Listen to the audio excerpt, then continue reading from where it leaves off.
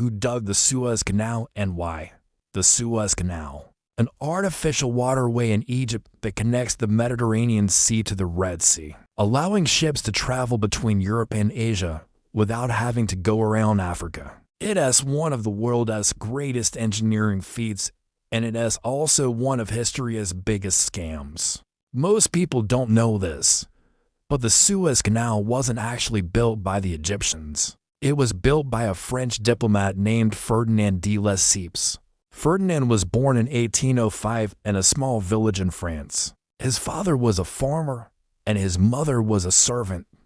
But Ferdinand had big dreams. He wanted to be a diplomat, so he studied hard, got good grades, and eventually got a job at the French Foreign Ministry. In 1831, Ferdinand was sent to Egypt on a mission to help the Egyptian ruler Muhammad Ali modernize his country. At the time, Egypt was a poor, isolated country with a weak military and a crumbling economy.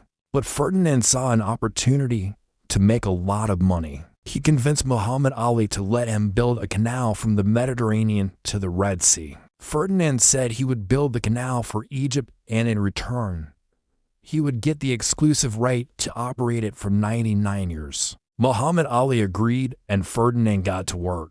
The construction of the canal was a massive undertaking. It required the labor of thousands of men and the excavation of over 1 billion cubic meters of earth.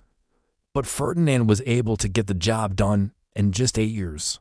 The Suez Canal opened in 1869, and it was a huge success. Ships from all over the world traveled through the canal to trade with Asian markets, and Ferdinand became a rich man.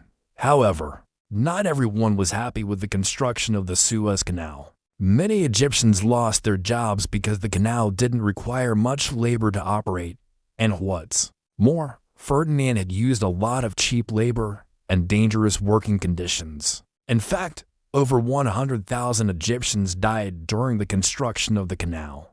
Ferdinand didn't care. He had made a lot of money, and he was willing to do whatever it took to keep it. Over the next few decades, Ferdinand fought off attempts by the British and the Egyptians to take control of the canal. But eventually, he was successful.